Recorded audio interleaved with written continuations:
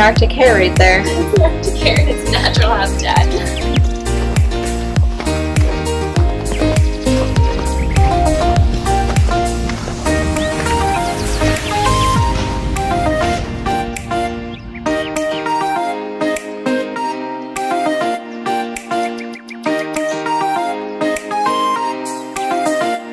Hello, I'm Taylor. Hello, I'm Natasha. Hi, I'm Luca. And today, we're going to be talking to you guys about The impacts of seismic testing in the Arctic. The Arctic is warming at twice the rate of the rest of the planet. As the sea ice melts, ships are able to move more freely throughout the Arctic. In some cases, not even requiring icebreakers. This is making the Arctic more accessible for Arctic shipping lanes. thawing permafrost, which holds up to 50% of the world's carbon, can release methane, which is 30 times more potent of a greenhouse gas than carbon dioxide. This not only affects the infrastructure built on permafrost, but walruses, polar bears, whales, and seals are facing increased stress due to their reliance on sea ice for survival.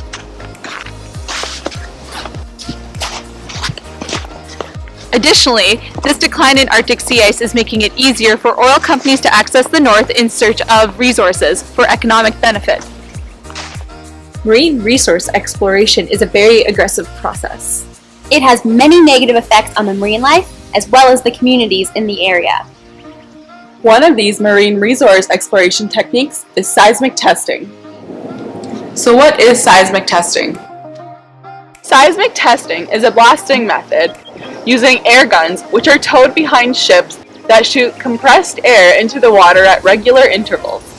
These air guns generate intense pulses of sound, almost as loud as explosives, that go off every 10 seconds for days or weeks on end. The resulting pressure waves transmit downwards, miles past the seabed, and into the Earth's hydrocarbon crust and reflect back into the ship. Sound sensors record the amount of time it takes for the waves to return back to the ship, and through this collected data, prospective oil and gas formations can be found. What are the impacts of seismic testing on marine life in the Arctic? Fish and marine mammals use sound for communication, sensing, and navigation. All marine mammals are vocal underwater, using frequencies that vary over a large spectrum. Seismic testing is like having a bomb go off in your house every 10 seconds for weeks on end. So just as this would affect you, it has major negative effects on the marine life. Sound blasts through the water could adversely affect walruses, polar bears, seals, as well as other ocean-dwelling species. Additionally, sound caused by seismic testing could change the migration patterns of many species, which could disrupt their breeding and feeding territory, potentially affecting the overall population. The frequency range of seismic signals coincides with the audiogram of many marine species and may therefore interfere with their normal behavior. These high-level sounds can travel through the ocean up to 170 kilometers from where they are generated. If the sound is really high with a long duration, it may cause physical damage such as permanent hearing loss.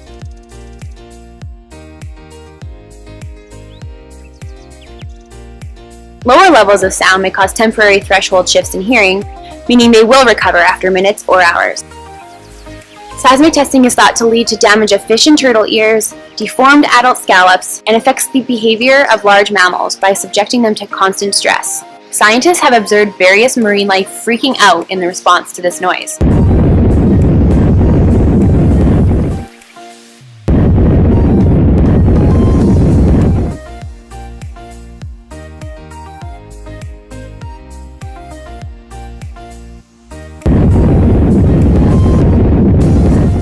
Some mammals flee, fish swim deeper, and others avoid the area in general. Sperm whales eat way less. Bowhead whales scream to try to be heard over the sound, but they end up giving up and become silent, which is an issue, because they aren't talking to each other, which means they aren't breeding. Some more detail on the effects of marine life. The underwater exposures are believed to cause physical damage to both body tissue as well as the gross ear tissue, which can be lethal.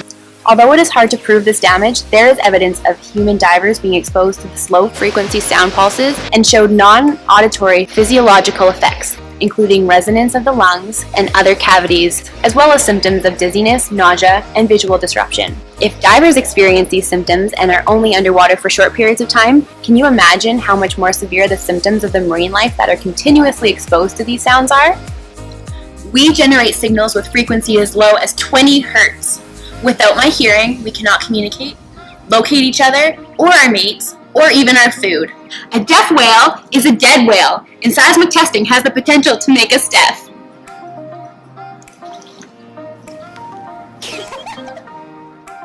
Fisheries have developed in the northern regions, and seismic testing will threaten the success of them, since these loud constant blasts scare fish away from the area. Not only does it scare the fish away, but the intense sound can kill the fish eggs and larvae. Many indigenous people in the north strongly rely on fish as a major food source, so the effects of seismic testing could reduce the fish populations, which would in turn negatively affect the fishery industry and individuals relying on this resource.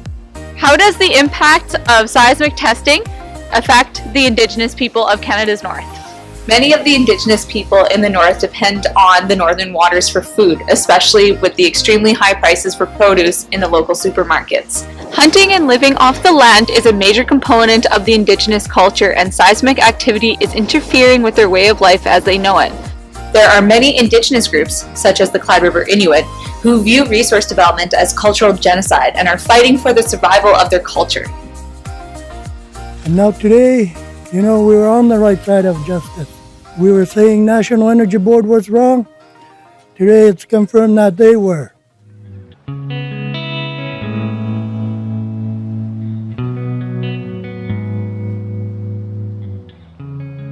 It's a beautiful town, family-oriented. People help each other. They give away food. Hunting culture. People are going camping and fishing and sealing and whaling. But it's also a poor community.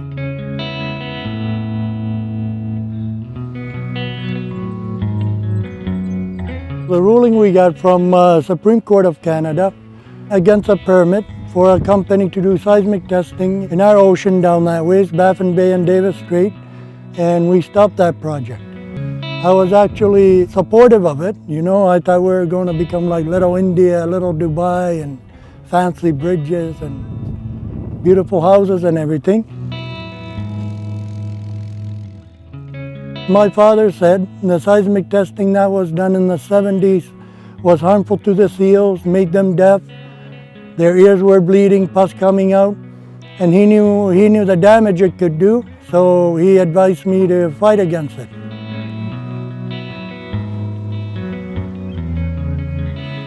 We were contacting our Inuit organizations, other environmental organizations, but no one wanted to take on the case.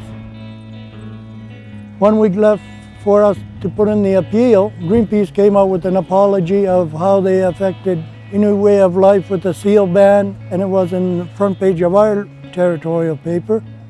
When I read it, I realized the anger that's inside me against Greenpeace. I've been growing up with it, wanting to become a lawyer so I can sue them for all the damage they've done to our lifestyle. Because when the seal ban happened, we became poor. Our parents couldn't buy the canoe and the skidoo anymore. We were in a really terrible spot for many years. Altogether, we're talking about whether we should approach Greenpeace or not, and there was great healing time of people expressing their anger. How could we work with them when they've done all this, and this? We came to a point where we said, we cannot let anger and just hatred dominate our lives. When we can do something, maybe they can help us. I wrote the letter, and I'm going to email it. And I'm just walking around the office like, I don't want to send this. What am I going to do? Oh no! And I just press enter, and that's when all the magic happened.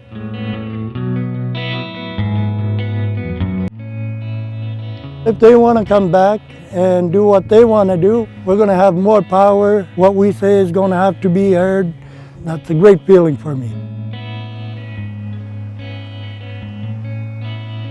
We're part of the country, We put in something good to the benefit of the whole country, and yes, I'm very proud of that. Clyde River, which means nice little inlet, also known as Inuktitut. The scenic community of Clyde River is located in the spectacular fjord landscape of the Baffin Mountains along the northeastern coast of Baffin Island. The hamlet is situated in a beautiful sheltered cove called Patricia Bay.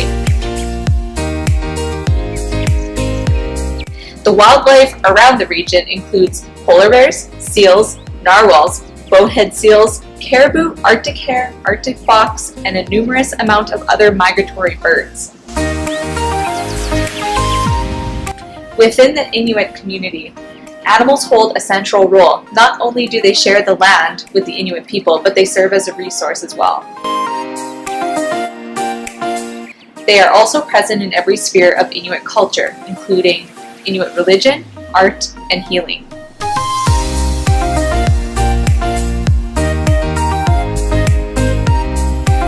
Because animals were, and still are, essential to survival, the Inuit people treat them with the utmost respect.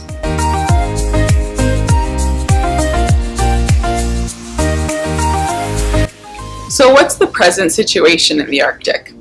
Fortunately, there is currently a 5-year moratorium placed on licensing for offshore drilling in Arctic waters, which means that no new companies can apply and be granted approval to explore or drill in the Arctic until 2021. This also halts the exploration for any companies whose license expires during the moratorium. However, a moratorium is a temporary solution, and a change of government can easily dismiss the moratorium, as the Trudeau government designed it to be reviewed after the 5 years is up. With all the research stating there are harmful effects on the marine environment, hopefully this ban continues until better technology is developed. To help protect these whales, the U.S. Department of Interior's Bureau of Oceans Energy Management proposes that during a key period when the large number of whales are present between November and April, the airgun surveys would be banned close to the coast. This limitation would essentially put a narrow strip of the survey area off limits during the winter and early spring months, preventing seismic testing up to 20 nautical miles or 37 kilometers from the shore. A marine biologist with Oceana stated, "We don't believe that we need to turn the North Atlantic into a blast zone to fulfill our energy needs." There is good news. Alternative survey technologies are being developed that are likely to be less harmful. One of these alternative technologies is marine vibrosis, which would emit vibrations instead of the bursts of intense sound. Areas that are teeming with marine life and are sensitive to mid or high frequencies could be declared as off limits to seismic airgun surveys, but marine vibroses may be allowed. Although there are only approximately 170 seismic survey ships worldwide, it would still require quite a cost investment to retrofit them for marine vibrosis. However, airgun shutdowns required when sensitive marine life enters safety zones around airguns are also very costly and would be much less necessary if marine vibrosis were being used. Overall, marine vibroses shows potential in providing an environmentally safer alternative to airguns without compromising the quality and effectiveness for seismic exploration. The acoustic footprint, as measured in terms of both peak pressure and sound exposure level, is substantially smaller for marine vibrosis than airguns for the same geophysically useful energy output. There have been almost no direct studies of the biological effects of marine vibrosis operations. As a result, there are some key data gaps concerning possible biological effects. It is nonetheless possible to conclude that marine vibrosis will, in most respects, have reduced environmental impacts as compared to airguns. We aren't saying that resource development should not happen. It just needs to be implemented responsibly by limiting damage to the environment, marine life, and Indigenous peoples. Resource development in the northern region holds a variety of potential economic benefits. Ultimately, resource development is inevitable, and this presentation is meant to bring awareness to the negative impacts of seismic testing on the north. If new technologies that are less impactful on the environment are adopted, responsible and beneficial resource development can take place.